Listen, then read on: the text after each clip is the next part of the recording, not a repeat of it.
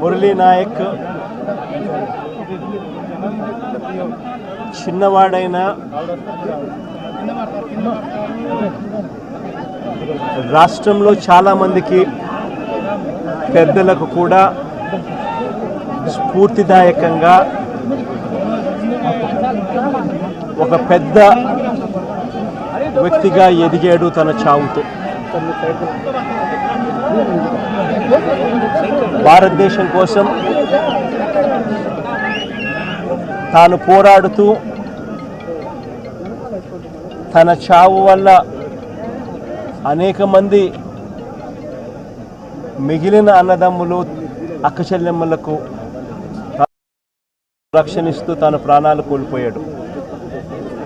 అలాంటి మురళిని తేడమైతే వెనక్కి తాలేము,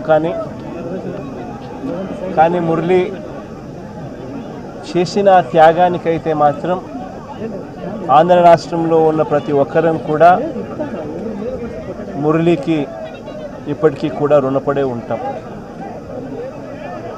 రాష్ట్ర ప్రభుత్వం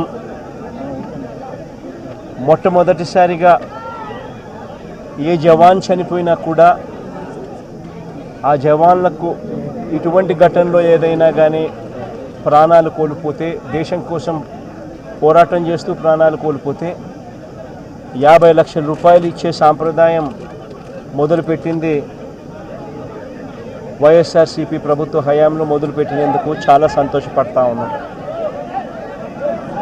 ఆ సాంప్రదాయాన్ని కొనసాగిస్తూ ఇప్పటి ప్రభుత్వం కూడా 50 లక్షల రూపాయలు మురళి కుటుంబానికి ఇవ్వడానికి ముందుకొచ్చినందుకు ఈ ప్రభుత్వానికి కూడా కృతజ్ఞతలే.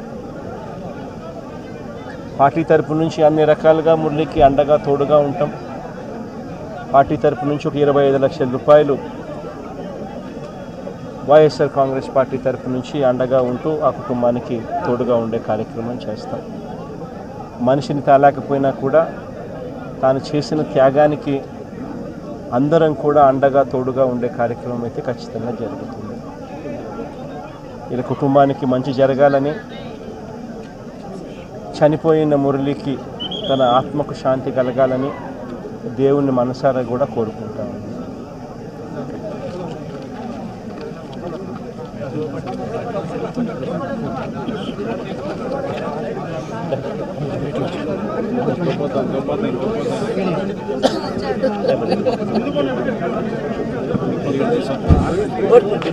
కోటి కోటి ధన్యవాదాలు సార్.